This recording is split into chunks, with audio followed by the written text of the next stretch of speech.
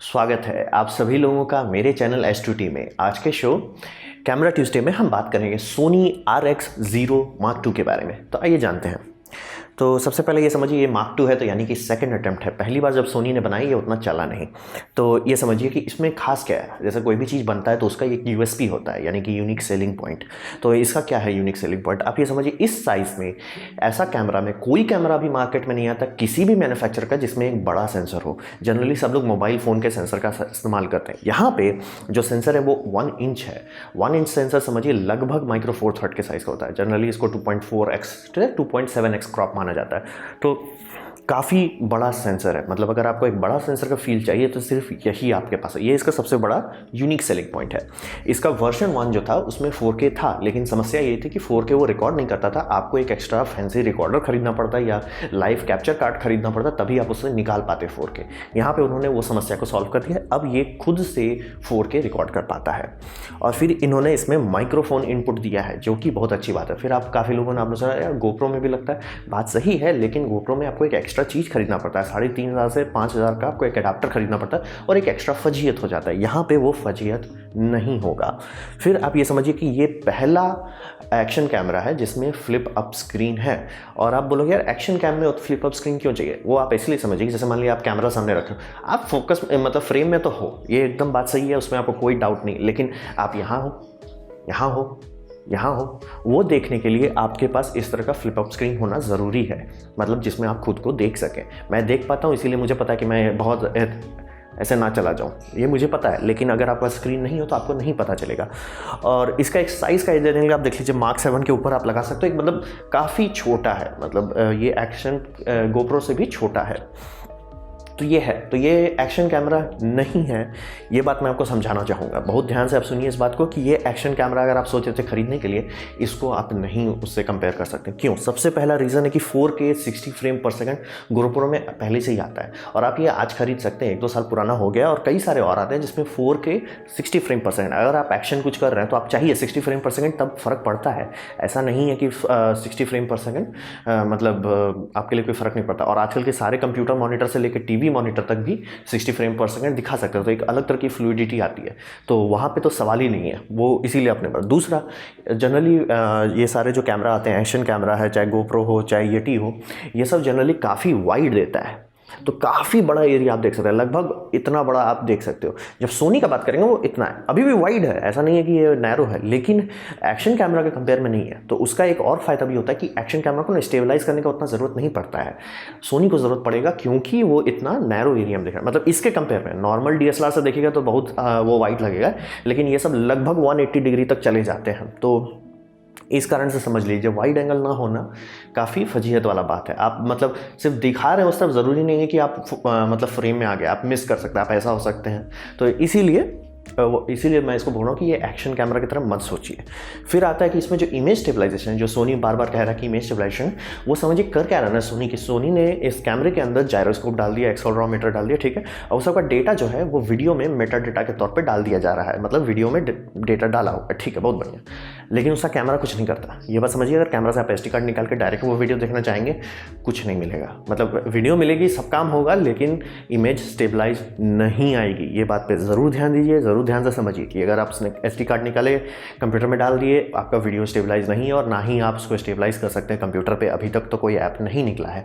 तो सोनी का जो अपना ऐप है, जो आपके एंड्रॉयड में चाहे iOS में, उसको रखिएगा, वो उस डेटा को रीड करेगा। यानी कि जो आपका सेटिंग्स है, खास करके ये क्या बोलता है, जायरोस्कोप और इस सब का डेटा, ताकि उसको पता चल जाए कैमरा कैसे हिल रहा था, तो वो थोड़ा सा क्रॉप इन करता है और उसके बाद स्टेबलाइज कर देता है।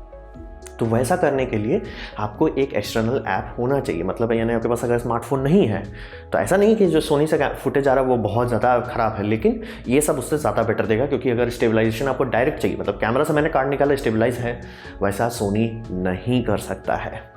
फिर आप ये समझिए, सोनी का एक बात जो मुझे समझ में एकदम नहीं आ रहा है कि सोनी अनाउंस किया जिस टाइम उन्होंने प्रेस कॉन्फ्रेंस दिया कि भैया हमारा कैमरा में बहुत बढ़िया latest and greatest auto focus है, आई ऑटो फोकस है, जो कि एक्शन कैमरा में कभी नहीं होता है। एक्शन कैमरा में जनरली फिक्स्ड फोकल लेंस लगाया जाता है। फिक्स फोकल लेंथ का मतलब ये होता है कि इस पॉइंट से, मतलब जो उसका मिनिमम फोकस डिस्टेंस है, उससे लेके इन्फिनिटी तक जो भी चीज़ें फोकस में रहेगा। ये जनरली एपर्चर से किया जाता है। इसे फिक्स फोकल लेंस का थोड़ा सा तिगड़म लगा के किया जा सकता है, लेकिन उसका एक कीमत भरना पड़ता है कि क्वालिटी उतनी अच्छी नहीं आती है। इसीलिए लोग एक्शन कैमरा में जनरली वही रखते हैं कि ऑटो फोकस कहाँ से करेंगे। तो सोनी बोलता है हम ऑटो फोकस करने देंगे, सब लोग खुश। लेकिन फिर बाद में सोनी बोलता है कि हाँ वीडियो में ऑटो फोकस नहीं काम करेगा। यानी कि आप मतलब वीडियो स्टार्ट कर रहे हैं, बटन दबाए, एकदम फोकस कर लिया, बहुत बढ़िया। जैसे ही मतलब रिकॉर्डिंग शुरू हो गया, अब वो वहीं फोकस लॉक है, यानी कि मैं आगे या पीछे नहीं आ जा सकता हूँ। तो इस बात पे ज़रूर ध्यान दीजिए। इसीलिए सोनी का ऑटो फोकस यहाँ पे मुझे एकदम नहीं समझ में आ रहा है कि सोनी करना क्या चाह रहा है। क्योंकि मतलब ऑटो फोकस, आप एक वीडियो कैमरा बना रहे हो, वीडियो कैमरा में यानी कि वीडियो में ऑटो फोकस होना चाहिए, वो ना देना गजब बेवकूफ़ी। और प्लस मैंने आपको बताया कि ये सब का फील्ड ऑफ व्यू बहुत बड़ा होता है, उसमें सोनी में उतना बड़ा ना होने के चलते और ज़रूरी है कि आप फोकस करें। प्लस उसका सेंसर भी बड़ा है, तो जो बैकग्राउंड ब्लर हो जाता है उस कारण से आपको तुरंत पता चल जाएगा कि आप फोकस में हैं या नहीं है। ये काफ़ी फॉरगिविंग है एक्शन कैमरा का, मैं इसलिए बोल रहा हूँ। एक्शन कैमरा बनाया जाता है कि बहुत फॉरगिविंग हो, आप बस दिखा लो, मतलब सामने जा रहे हो ना, बस उस तरफ पॉइंट कर दो, सोनी को वहाँ पॉइंट करो, वहाँ फोकस करो।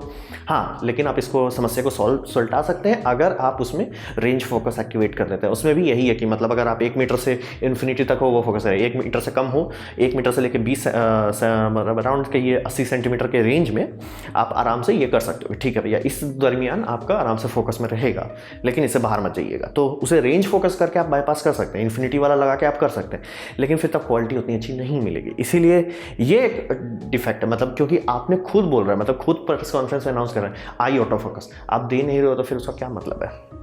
और फिर ये समझिए एक्शन कैमरा से बनाए जाते हैं ना, इसको सोच के बनाया जाता है कि ये टूट फूट सकता है। मतलब आप साइकिल में लगा के चला रहे हो, गिर गए, बाइक में लगा के क्रैश हो गया, तो ये सब बनाया जाता है ना ऐसा कि आप अफोर्ड कर सको इसको खोना। मतलब ये रेड एपेक जैसा नहीं है 3-4 लाख का या 50-60 लाख का कैमरा नहीं है, ये सब थोड़ा सस्ता है, मतलब 30-40 हज़ार का आ जाता है। सोनी जी उतार रहे हैं वो 70,000 में, तो इनका वर्जन 1 मिल रहा है, और वर्जन 2 का दाम कितना होगा पता नहीं, इंडिया में लॉन्च होने के टाइम, मतलब अभी लॉन्च हो गया है लेकिन ये कैमरा इंडिया में मार्केट में नहीं आया, तो अभी दाम का इसमें काम चल रहा है। तो जनरली समझ लीजिए 50 से तो ऊपर ही आने वाला है। तो ये सब लगभग कहीं उससे आधे दाम में मिल जाता है। ये टी लीजिएगा जो MI का है या इधर उधर का है, वो सब तो आपको 25,000 में अच्छा 4K 60 फ्रेम पर सेकेंड इमेज स्टेबलाइजेशन ये सब करके दे देता है। तो इसी कारण से मैं आपको बहुत ध्यान से समझाना चाहूँगा कि ये एक्शन कैमरा नहीं है। तो ठीक है, एक्शन कैमरा नहीं है तो है क्या, मैं क्यों खरीदूं इसको। तो पहले ये समझिए कि जैसे मान लीजिए आप ट्रैवल पे खूब चलते हैं ना, ठीक है, आप बस निकले, बैग लटकाए, चल दिया, बस उतना दिमाग नहीं लगाना, तब ये बहुत अच्छा है। क्योंकि देखिए अभी अगर आप मैं अपना DSLR लेके चलूँ, मुझे बैटरी क्रेडल लेना पड़ेगा, मुझे बड़का सा लेंस का व्यवस्था करना पड़ेगा, मतलब एक समझ बैग का फजीयत है। यहाँ कुछ नहीं है, एकदम सिंपल, एक छोटा सा है, और ये पॉइंट एंड शूट से भी छोटा है, ये आपके मोबाइल से भी छोटा है। तो समझ रहे, एकदम आराम से आप बस लेके चलते रहिए, कुछ टेंशन नहीं लगा। आप हैंडल ले लीजिए, कंट्रोलर ले लीजिए, बस चिल मारना है बस। इसीलिए बोल रहा हूँ ये ट्रैवल कैमरा में इसके कंपेयर में कोई नहीं आता है। दूसरा, ये व्लॉगिंग भी ठीक ठाक कर लेता है, 60 फ्रेम पर सेकंड रहता है तो बहुत अच्छी बात है, जो कि फुल HD में मिल जाएगा, लेकिन 4K में नहीं मिलता। लेकिन ठीक है, 60 फ्रेम पर सेकंड नहीं मिल रहा है, कोई बात नहीं, व्लॉगिंग तो कर रहा है। और दूसरा, जो कि स्क्रीन अपने तरफ आता है, तो आप देख सकते हैं कि मैं फ्रेम में, जैसे रूल ऑफ थर्ड जो कहते हैं कि यहाँ पे हो, ठीक है, यहाँ पे तो नहीं आ रहा है ना आपका, तो वो सब देख पाना काफ़ी अच्छी बात है। हाँ, लेकिन एक बात पे ज़रूर ध्यान दीजिए कि अगर 4K पे कर देते हैं तो स्क्रीन का ब्राइटनेस कम हो जाता है। तो अगर खुले दिन में आप 4K पे रिकॉर्डिंग कर रहे हैं तो स्क्रीन में आपको अच्छे से नहीं दिखेगा, तो प्लीज़ इस बात पर ध्यान दीजिएगा। तो आप देख पाइए, एटलीस्ट आपको कुछ तो रहेगा कि मैं ठीक है, मैं यहाँ हूँ फ्रेम में, यहाँ तो नहीं हूँ। तो ये सब करने के कारण ये काफ़ी अच्छा। प्लस इसमें माइक सीधे सीधे लग जाता है। जैसे मान लीजिए आप इस तरह कुछ रख लेते हैं, आप व्लॉगिंग करना है, Zoom 1N, आप इसका आउटपुट जो है उस कैमरे में सीधे डाल सकते हैं, तो फ़ायदा होगा कि क्वालिटी बहुत अच्छा ऑडियो आपको मिल जाएगा सीधे सीधे, कोई तिगड़ा नहीं लगाना है। तो ये सब काफ़ी अच्छी बात है। प्लस इसको आप B-roll कैमरा की तरह इस्तेमाल कर सकते हैं, यानी कि जैसे देख रहे हैं ये मेरा मेन कैमरा, मैं इधर देख के बात करना चाहता हूँ, जो काफ़ी बार आप देखते हैं, वो B-roll में आप नहीं चाहते हो कि आप फिर से लाखों लाख रुपए का खर्च करके कैमरा खरीदें, ये काफ़ी अच्छा रोल कर लेता है। और अगर आप फिक्स्ड हैं, फिक्स फोकस डिस्टेंस पे, या आप फिक्स्ड हो कि मेरा चेहरा यहीं रहने वाला है, तो B-roll भी आप इसमें फोकस करके रख सकते हो, कोई टेंशन नहीं है। और फिर इसको एज ए वेबकैम भी इस्तेमाल कर सकते हैं, क्योंकि आपको पता है कि कोई भी वेबकैम ढंग का नहीं आता है, मतलब सिवाय लॉजिटेक के आसपास और कुछ नहीं आता है। मतलब एक लॉजिटेक है और कुछ नहीं है। 4K वेबकैम सिर्फ 1 ही 2 कंपनी आती है, वो सब बहुत महंगा आता है। कॉन्फ्रेंस कॉल के लिए बनाया जाता है तो बहुत महंगा आता है, तो ये तो उसके सामने सस्ता लगने लगता है। तो इसको इस्तेमाल कर सकते हैं, क्योंकि इसमें आप एक्सटर्नल पावर दे सकते हैं, यानी कि USB से पावर दीजिए, HDMI से लीजिए, कैप्चर कार्ड करके लीजिए। लेकिन एक बात पर ज़रूर ध्यान दीजिए, जैसे इसका पहला वर्जन ओवरहीट बहुत होता था, ये भी ओवरहीट होता है, लेकिन पहला वर्जन 10-15 मिनट में रो देता था, ये 1 घंटे तक चलेगा। तो अगर आपका लाइव स्ट्रीमिंग कर रहे हैं या कोई वीडियो कॉल कर रहे हैं जिसमें आपको पता है कि आधा घंटा से ज़्यादा ये नहीं क्रॉस करेगा, आधा घंटा तक आपको कोई टेंशन नहीं लेना है, आपको टेंशन नहीं लेना। मेरा आधा घंटा का एपिसोड है, कोई हुआ नहीं, बहुत अच्छा। और फिर आप बोलोगे मैं शांति से DSLR लेके क्यों नहीं करूँ, कर सकते हैं, लेकिन बड़ा होता है, फजीयत वाला चीज़ होता है, उतना जगह है आपके पास। जैसे मैं चाहता था कि अपने कंप्यूटर के पीछे लगाऊँ DSLR, पूरा कंप्यूटर टेबल आगे खींचना पड़ेगा, पीछे ट्राइपॉड लगाना पड़ेगा, बहुत फजीयत वाला। ये कम फजीयत वाला है, ऊर्जा कम खाता है, सिंपल है। तो इसीलिए वेबकैम के तौर पर इस्तेमाल किया जा सकता है। अगर आधा घंटा के आसपास रहना, 1 घंटा तक आप रिस्क में आ जाते हो, 1 घंटा वाले में कि अब बंद हो सकता है कभी भी। और फिर जब मैंने बताया ट्रैवल कैमरा है, तो ये टाइम लैप्स देता है इनबिल्ट, जो कि बहुत अच्छी बात है। मतलब आराम से कैमरा को रख दीजिए, USB बैटरी बैंक लगा दीजिए, टाइम लैप्स रिकॉर्डिंग शुरू कर दीजिए, एकदम टेंशन नहीं लीजिए, आराम से देखिए, एंजॉय कीजिए। तो इसीलिए बोल रहा हूँ, ये ट्रैवल कैमरा के मामले में एक बहुत अच्छा कैमरा है। मतलब आपको टेंशन नहीं लेना है, आपको फजीयत नहीं लेना है, बस लिए खींचे, आपको एक्शन नहीं करना है कि हाँ एकदम स्लो फुल बाइक चला रहे हैं 60 फ्रेम पर सेकंड चाहिए, नहीं। और इसमें जो सोनी में जो हाई स्पीड शूटिंग है उस पर मैं उतना ध्यान नहीं देना चाहता हूँ, क्योंकि आप समझिए कि एक कारण होता है कि जो फैंटम कैमराज होते हैं, जो हाई स्पीड कैमरा होता है, उसका दाम कई लाख में आता है। ये सब उतने सस्ते में नहीं दे सकता, इतना छोटा में नहीं दे सकता। फैंटम कैमरा में तो 2 बड़ा फैन लगा रहता है, उसमें जो हीट सिंक होता है वो आपके कंप्यूटर के हीट सिंक से बड़ा होता है। तो समझ लीजिए कि हाई स्पीड जो जाएगा उसमें रेजोल्यूशन छोटा कर देगा और उसको खींच देता है, इमेज को बड़ा कर देता है, तो आपको लगेगा कि वही है, लेकिन एक्चुअली क्वालिटी बहुत मूशी हो जाती है, मतलब एकदम आउट ऑफ फोकस टाइप, थोड़ा सा मतलब गंदा फील आता है।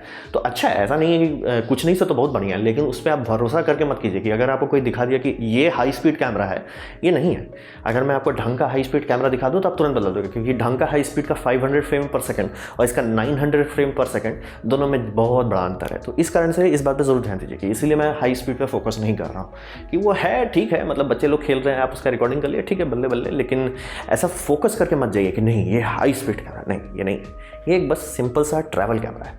अगर ये सारा नीड आपका है तो आप खरीद सकते हैं, ये आप काफ़ी खुश रहिएगा। लेकिन अगर एक्शन कैमरा वाला है तो एक्शन कैमरा ही खरीदिए, ये मत खरीदिए। तो ये था मेरा presentation Sony RX Zero Mark II के बारे में। उम्मीद करता हूँ आपको अच्छा लगा हो, और अगर ऐसा है, आपको कुछ सीखने को मिला है, ऐसा है तो प्लीज़ मेरे वीडियो पे चल रहे ऐड को क्लिक कर दीजिए, इससे मेरा काफ़ी भला होगा। और अगर आपको नहीं मतलब पसंद आया, कोई बात नहीं, आप डिसलाइक दबा सकते हैं, आप 2 बार डिसलाइक दबाइए, मुझे पता चल जाएगा आपको कितना डिसअपॉइंटिंग लगा है। फिर आप कमेंट लिखिए, क्योंकि मैं हर कमेंट का जवाब देता हूँ। मैं आपसे कहूँगा कि सब्सक्राइब कीजिए और बेल दबा दीजिए अगर आप फ्री हैं तो। आपने मेरा वीडियो देखा है, जान के मुझे बहुत खुशी हुई। धन्यवाद।